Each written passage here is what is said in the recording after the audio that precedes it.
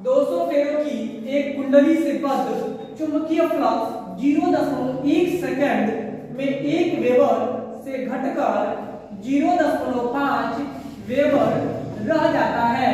इस प्रक्रिया के फलस्वरूप कुंडली के सिरों के बीच प्रेरित विद्युत वाहक बल का मान ज्ञात कीजिए। क्वेश्चन पूछ रहा है प्रेरित विद्युत वाहक बल का मान ज्ञात करना है। तो प्रेरित विद्युत वाहक बल यानी कि E बराबर हमारा फार्मूला होता है -m डेल फाई बटा डेल टी। डेल फाई क्या होता है? डेल फाई जो हमारा है डेल फाई बराबर फाई1 फाई2 माइनस फाई1। फाई2 और फाई1 के बीच अंतराल दिया गया है। कह रहा है कि चुंबकीय फ्लक्स इतने सेकंड में 1 वेबर से घटकर 0.5 वेबर हो जाता है। तो फाई2 यानी कि 0.5 माइनस 1 यहाँ आएगा 0.5 वेबर। इतना आया हमारा डेल फाई का मान। डेल टी की वैल्यू दी गई है। डेल टी की वैल्यू दिया गया है 0.1 सेकेंड, यहाँ आ जाएगा 0.1 सेकेंड।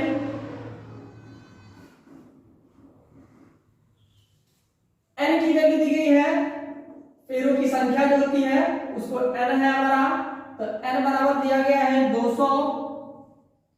अब इस फार्मूले पे हम वैल्यू रखना चालू करते हैं तो हो जाएगा E बराबर -200 गुणे डेल फाई की वैल्यू, जो डेल फाई हमारा निकल के आया है इसकी वैल्यू हमारी आई है 0.5 वेबर तो -0.5 बटा डेल टी की जो वैल्यू है वह है 0.1। अब इस क्वेश्चन को सॉल्व करते हैं। यहां देखिए ये माइनस मिलके प्लस हो जाएगा। यहाँ 200 और यहाँ 0.1 से डिवाइड करेंगे 10.7 पे है तो 10 हमारा हट जाएगा और 1 से 5 में भाग देंगे तो 5 ही आएगा। तो 200 गुणे 5, 5 गुणा करते हैं तो 5 दूनी 10 और यहाँ 2 शून्य अलग से है, हो गया हमारा 1000। यानी कि जो हमारी E की वैल्यू है इलेक्ट्रोमोटिव फोर्स यानी कि विद्युत वाहक बल है E, उसका मान हमारा निकल के आया है 1000 वोल्ट। 1000 वोल्ट इसका मान निकल के आया। विद्युत वाहक बल प्रेरित वाहक बल का जो निकाला था वो हमारा निकल के आया है 1000 वोल्ट। अगला क्वेश्चन है 1000 फेरों की एक कुंडली 0.32 वेबर प्रति मीटर स्क्वायर वाले चुंबकीय क्षेत्र में स्थापित है। इसे 0.2 सेकंड के अंतराल में क्षेत्र से बाहर कर दिया जाता है। कुंडली से संबंधित चुंबकीय फ्लक्स में परिवर्तन की गणना कीजिए तथा इससे उत्पन्न विद्युत वाहक बल की भी गणना कीजिए। कुंडली का क्षेत्रफल 0.09 वर्ग मीटर है। अब देखो बाबू पूछ रहा है कि विद्युत वाहक बल की गणना करनी है, क्षेत्रफल दिया गया है, चुंबकीय फ्लक्स की भी गणना करनी है हमको। तो पहले आते हैं एक एक टॉपिक इस पे काम करते हैं अपना। यहाँ फाई1 है तो फाई1 की गणना करें तो फाई1 इक्वल हो जाएगा BA।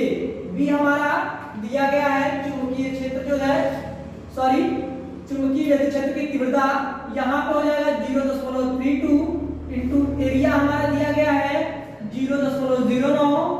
तो ये हमारा निकल के आएगा 9 दूनी 18 के 8 80 रे 9 3 27 और 28 और दशमलव यहाँ पे 2 अंक पे दशमलव है यानी कि 4 हो गया, 2 अंक यहाँ 2 अंक यहाँ 4 अंक पे 1 2 3 और चौथा अंक लेंगे 0 लगा देंगे उसके आगे दशमलव यानी 0.0288 जो हमारा निकलेगा ये फाइबर का मान निकलेगा।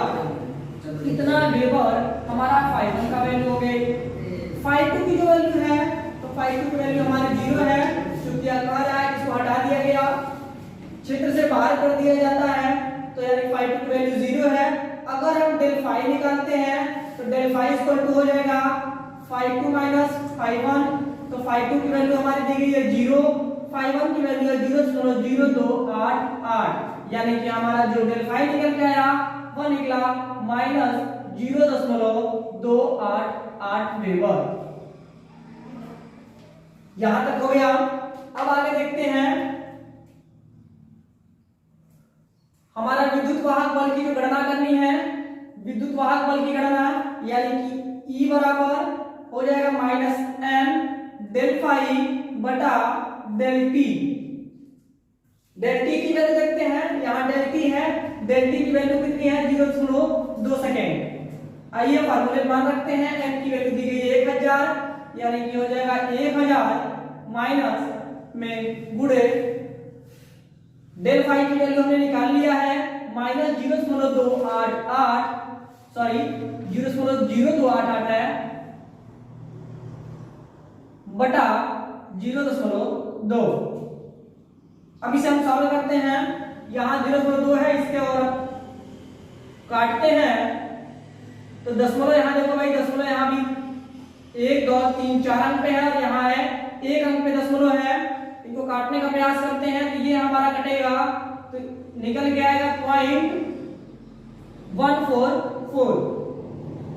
माइनस में है, ये वैल्यू माइनस में आएगी, माइनस का माइनस मल्टीप्लाई करेंगे प्लस हो जाएगा 1000 का गुणा 144.144 में करेंगे तो हमारी जो वैल्यू निकल के आएगी वो होगा 144, क्योंकि 3 दशमलव लगा हुआ है, यहाँ गुणा होगा दशमलव 3 अंक पे लगानी है तो 1 2 3 अंक पे दशमलव लगा दिए तो हमारा जो मेन आंसर बचा 144।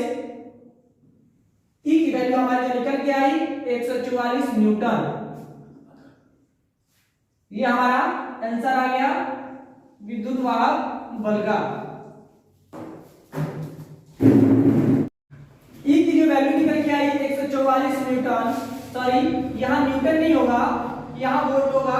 जो विद्युत वाहक बल का मात्रक होता है वो वोल्ट में होता है, अर्थात विद्युत वाहक बल जो उत्पन्न हो रही है उसकी गणना कर ली हमने, ई की वैल्यू आई 144 वोल्ट।